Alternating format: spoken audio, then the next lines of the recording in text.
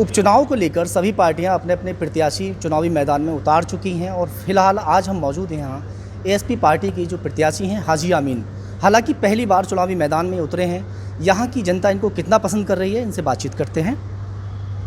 खबर तहकीकात में आपका स्वागत है सर। और थोड़ा सा बताइए, जैसे कि आप डोर टू डोर जा रहे हैं तो जनता आपको कितना पसंद कर रही है, क्या लग रहा है आपको? देखिए, हम तो डोर टू डोर लोगों से मिल रहे हैं, एक एक घर जाके मिल रहे हैं। लोग हमारा बहुत प्यार कर रहे हैं और लोग हमसे बहुत ही देखिए खुश हैं कि उन्हें पहली बार ऐसा मौका मिला है कि उनकी विधानसभा में एक ऐसा आदमी मैदान में आया है जो उनकी खिदमत कर सकता है। बाकी आज तक उन्हें कोई ऐसा आदमी मिला ही नहीं। तो हमें तो घर घर का प्यार मिल रहा है, हर समाज का प्यार मिल रहा है और इंशाअल्लाह हर समाज का वोट मिलेगा हमें और इंशाअल्लाह हमारी विजय ही होगी। चुनावी मैदान में आप जैसे पहली बार उतरे हैं और इतना ज़्यादा आपको जैसे एक्सपीरियंस भी नहीं है, तो इसमें मतलब किस तरीके से किस एजेंडे पे काम करेंगे आप? भाई ये तो ऐसा है, जब जनता का प्यार मिल रहा है तो जनता के प्यार से खुशी से हमारा दिल भी खुश है। तो देखिए, जनता हमारे लिए इतना कर रही है कि भाई जनता हमें इतना वक्त दे रही है और हमारे साथ फिर रही है, घर घर वोट मांग रही है। तो इंशाअल्लाह अल्लाह ने चाहा तो देखिए जनता की जीत होगी, बुलंदशहर की जनता की जीत होगी और बुलंदशहर के लिए मैं इतनी खिदमत करूँगा लोगों की। और देखिए, सब समाज का हमें वोट मिल रहा है। हमें ये नहीं कि इंशाअल्लाह हमारे लिए तो सारी जनता खुश है, पहली बार उनके बीच में हम आए ऐसी खिदमत के लिए। तो इंशाअल्लाह देखिए जीत हमारी होगी। अच्छा, जैसे वाल्मीकि समाज के लिए आप जो है बेटी हाथरस की जो बेटी का वाला कांड था उसमें आप वहाँ गए थे और 10 किलोमीटर पैदल भी चले थे, उसका कितना लाभ आपको मिला वाल्मीकि समाज से? देखिए, वाल्मीकि समाज तो सारा हमारे साथ है। उनकी आवाज़ किसने उठाई? भाई चंद्रशेखर जी ने उठाई। उनके लिए लड़ाई आज तक कौन लड़ रहा है? भाई चंद्रशेखर जी लड़ रहे हैं। हम देखिए यहाँ से सब लोग गए मनीषा बहन के लिए। तो देखिए, इंसाफ तो हम उनको दिला के रहेंगे और वाल्मीकि समाज तो सारा हमारे साथ है और हम ही उनकी रक्षा करेंगे। देखिए, बहन बेटी की आज तक किस पार्टी ने करी है बताइए? कितना अन्याय हो रहा है, हर समाज के साथ हो रहा है। तो इंशाअल्लाह हमें तो हर जात का वोट मिलेगा और वाल्मीकि समाज तो हमारे साथ फुल तरीके से है। विधानसभा सीट आप इस बार जैसे आप निकालते हैं तो आप यहाँ की जनता के लिए क्या क्या कार्य कराएंगे? देखिए, सबसे पहले शिक्षा का, उसके बाद में स्वास्थ्य का, फिर विकास का, बेरोज़गारी का, ये काम कराएंगे हम इंशाअल्लाह। अल्लाह ने चाहा देखिए जनता याद रखेगी और आने वाले 2022 में भी हम ही जीतेंगे। भाई चंद्रशेखर जी मुख्यमंत्री बनेंगे। एक सवाल और सर आपसे कि जैसे आप चुनावी इस मैदान में उतरे हैं, बहुत सारे बड़े बड़े नेता यहाँ पर उतरे हुए हैं। पहला आपका ये जो है लड़ाई है, पहली लड़ाई है आपकी एक तरीके से देखा जाए तो आपको मतलब इस मैदान में आने की ज़रूरत क्या पड़ी, क्या वजह रही? देखिए, जब हमारे किसी भी समाज की कोई आवाज़ नहीं उठाता है, किसी भी पार्टी के नेता ने नहीं उठाई, चाहे कांग्रेस हो, बीजेपी हो, सपा हो, बसपा हो, किसी ने नहीं देखा। ये तो भाई चंद्रशेखर जी अगर आवाज़ उठा रहे हैं तो हमारा ही फ़र्ज़ बनता है कि हमें सब जनता को उनके साथ रहना चाहिए। तो इसलिए हम उनके बीच में आए। उन्होंने हमें इस्लाह करा कि भाई आप जनता की खिदमत करिए और आप भी लड़ाई लड़िए, तब हम मैदान में आए। आपके साथ में यहाँ दिग्गज नेता भी मौजूद हैं, उनसे भी हम बात करते हैं। सर, क्या नाम है आपका? मदनपाल सिंह गौतम एडवोकेट, जिला अध्यक्ष। थोड़ा सा बताइए कि कितना साथ दे रहे हैं आप इनका और कहाँ तक ले जाएंगे? आज़ाद समाज पार्टी और भीम आर्मी सभी कार्यकर्ता अपने मन से लगे हुए हैं और भाई चंद्रशेखर जी का इस समय पूरे प्रदेश पूरे देश के अंदर एक नाम है। भाई चंद्रशेखर जी के साथ में आज जनता इकट्ठा हो गई है और वो कहती है कि अगर न्याय दिला सकते हैं तो भाई चंद्रशेखर आज़ाद हैं।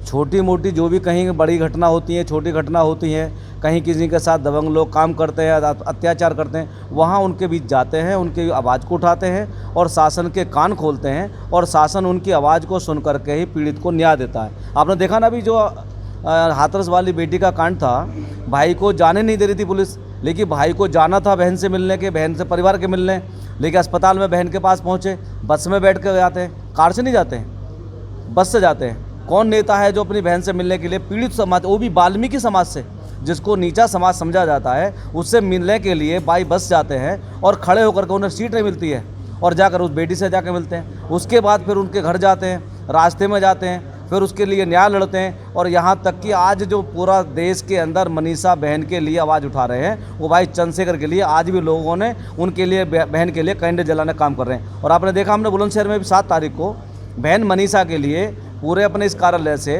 कैंडल मार्च किया काले आम तक और आज पूरा बुलंदशहर बहन मनीषा के साथ है। और अब वाल्मीकि समाज का इतना प्यार मिल रहा है, इतना प्यार वाल्मीकि समाज का मिल रहा है जो आज से पहले कभी इतना प्यार वाल्मीकि समाज का नहीं मिला। वाल्मीकि समाज हमारे साथ है। अच्छा सर, ये बताइए, पहले आप किसी और पार्टी में थे ना शायद? मैं पहले बसपा में था, लेकिन क्या वजह रही बसपा को छोड़ने की और भीम आर्मी को पकड़ने की? जो बसपा का अपना मूवमेंट था, जो मान्यवर काशीराम साहब का अपना एक मूवमेंट था, बाबा साहब का एक मिशन था, उस मिशन को, मानव साहब के मिशन को बसपा उस मिशन से भटक गई थी। और जब भटक गई तो जो उच्च नेतृत्व था उनको काफ़ी हम लोगों ने बताया कि आप रास्ते से जा रहे हैं, रास्ते से हट रहे हैं, तो इसमें सुधार करिए। उन्होंने सुधार नहीं किया। आज हमको एक प्लेटफार्म मिला, भाई मिला, और भाई के साथ अच्छा, कितना समय बिताया आपने बसपा में? बसपा में तो मेरा समय करीब मानिए 28 साल का समय है। लंबा पीरियड होता है। पूरी राजनीति शुरुआत ही मेरी बसपा से हुई थी। और जब वो अपने मूवमेंट से, अपने मिशन से, अपने रास्ते से भटक गए तो तब हमने अब उस रास्ते को छोड़ करके भाई चंद्रशेखर जी का हमने साथ लिया। और आज उन्हीं के साथ हम फरवरी से 10 फरवरी को मैं भीम आर्मी में आ गया था। उसके बाद से मैं चंद्रशेखर जी के साथ बराबर काम कर रहा हूँ। और पूरे बुलंदशहर में आज जो हमारे यहाँ चुनाव हो रहा है, हमारे बुलंदशहर विधानसभा के जो लोग आज आज़ाद समाज पार्टी को चुनाव लड़ा रहे हैं, और आज़ाद समाज पार्टी के साथ जो इतना लोगों का प्यार हमको मिल रहा है, वो भाई चंद्रशेखर जी की मेहनत और दलितों और पिछड़ों के साथ में, अल्पसंख्यकों के साथ में जो उन्होंने एक न्याय की लड़ाई लड़ी है, उनके स्वाभिमान सम्मान की लड़ाई लड़ी है, उससे आज पूरा जनपद और पूरे विधानसभा के लोग उनके साथ खड़े हुए हैं। आज भाई को देखने के लिए तैयार हैं, भाई के लिए तैयार बैठे हुए हैं। आज समाज के लोग हमें, गुर्जर समाज के लोग, जाट समाज के लोग, प्रजापति समाज के लोग, अन्य समाज के लोग हमें बुला रहे हैं कि आप हमारे यहाँ आइए। ये बताइए, जैसे आपने बसपा पार्टी को छोड़ा, 28 साल आपने बिता दिए बसपा पार्टी में, एक तरीके से आधी ज़िंदगी आपने बसपा पार्टी को जो है वो दे दी। अब आपने ये पार्टी पकड़ ली है, तो जाटो समाज कितना है, कितना जाटो समाज है जो इस भीम आर्मी में आ रहा है?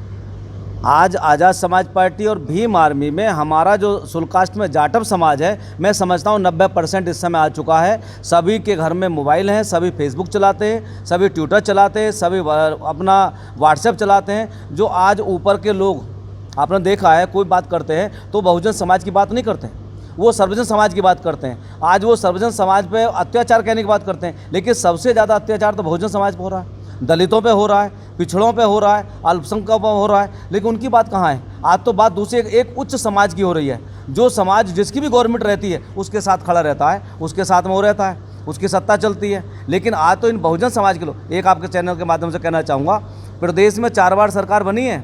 4 बार सरकार बनने के बाद में आज उसी समाज के लोगों के साथ डंडा पड़ रहा है, उसी समाज के लोगों के साथ कत्लेआम हो रहा है, उसी समाज की बहन बेटियों के साथ बलात्कार हो रहा है। तो कहाँ, तो कैसी सरकार 4 बार की?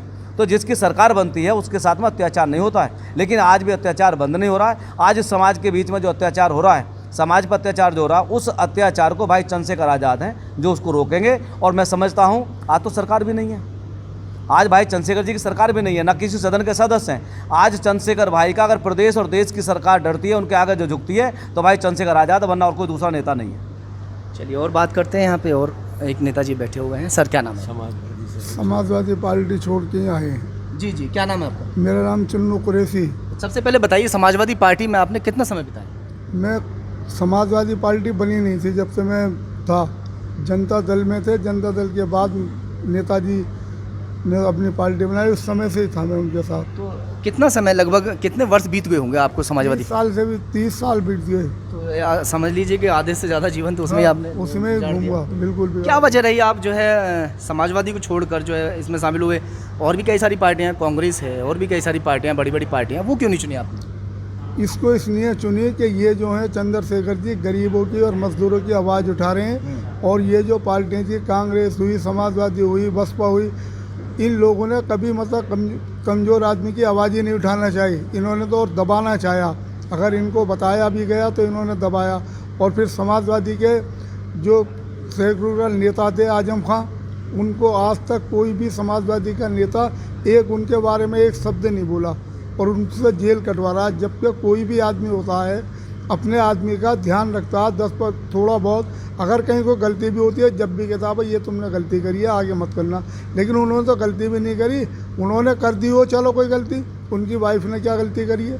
उनकी वाइफ भी जेल में, उनका बेटा भी जेल में। एक समाजवादी का आदमी ने कोई भी मतलब उनके बारे में कोई टिप्पणी कहीं पर नहीं करी। तो ये भी हमारे दिल में बड़ा दर्द था कि जब ऐसे आदमी के लिए कुछ नहीं तो हम तो उनके आगे कुछ भी नहीं है। इसलिए हमने पार्टी छोड़ने का वादा किया, चंद्रशेखर जी के साथ आने का वादा किया। जितने भी मेरे साथी थे सबने चंद्रशेखर जी का दामन तो चंद्रशेखर जी जो हैं वो गरीबों की आवाज़ तो उठाते ही हैं, साथ में जो पार्टी में लोग जुड़े हुए हैं उनके भी साथ तहे दिल से खड़े रहते हैं। जी जी बिल्कुल, उनके साथ तो हर समय तैयार हैं। उन्होंने हमसे वादा किया अगर कहीं भी आपको पसीना गिरे तो हम खून देने को तैयार हैं। तो हमने कहा हम भी आपके साथ हैं। अभी 1.5 साल पहले यहाँ पर एक कांड हुआ था चांदपुर पे, तो किसी आदमी ने भी नहीं उठाया। एक्सीडेंट हुआ था वहाँ, एक्सीडेंट में लोग मारे गए। लोगों से कहा कि भाई आप यहाँ सुन लो, किसी ने नहीं सुनी। और उससे पहले समाजवादी पार्टी में सन 2011 के पीरियड में 3 लोगों का एक्सीडेंट में मारे गए थे। आपको पता हो, यहाँ पर मारुति कार का एक्सीडेंट हुआ था। उसके बाद हमने जब हमारी सरकार आई हमने उनसे कहा एक हमारी सरकार का एक आदमी भी उनके घरों पर नहीं गया। मरने वालों के मतलब और उनके परिवार की आज तक हमको बुराई है कि यार हमारे साथ ये चुन्नू भाई अपने साथ हमारे भाइयों को ले गया और उनको मरवा दिया और किसी नेता ने आज तक। अच्छा, बहुत सारे जो राजनीतिक दल हैं वो चंद्रशेखर जी को काफ़ी दबंग बता रहे हैं, उसमें क्या कहेंगे? है ही दबंग, क्योंकि वो किसी से दबते नहीं है, इसलिए दबंग है। कहीं भी कोई ज़रूरत पड़ जाए तो वो 1 मिनट से पहले वहाँ पहुँच जाते हैं। तो दबंगी तो है, जब भी तो पहुँचते हैं। अगर कमज़ोर आदमी होते तो पहुँचते भी नहीं। क्या कहेंगे हाजी आमीन जी के लिए इस बार? हाजी आमीन जी के लिए कहेंगे पूरे हमें विधानसभा बिलेंसर विधानसभा में पूरे इलाके में हम घूम रहे फिर रहे हैं। चारों तरफ प्यार भी मिल रहा और इज्जत भी मिली और वोट भी मिल रहा ताकत से। और इंशाल्लाह पूरी उम्मीद है इस बार हाजी आमीन की विजयी होगी। सब लोग अब हम गाँवों में जा रहे हैं। कल हम गाँवों में गए और गाँवों में हमने मतलब गुजर समाज के लोग थे हमारे साथ, देवेंद्र भाई वगैरह, उनसे उन्होंने मेहनत करी और मीटिंगें करी। हम सब गुजरों ने वादे किए कि हमारा वोट आपके साथ है। वाल्मीकि समाज में हम गए, वाल्मीकि हमारे साथ 90% वोट दे रहे हैं और उन्होंने कहा जो वोट पड़ेगा सब आपका है। तो वोट भी तो हमें अल्लाह के हुक्म से हर जगह मिल रहा, पूरी इज्जत मिल रही है, यही हमको चाहिए।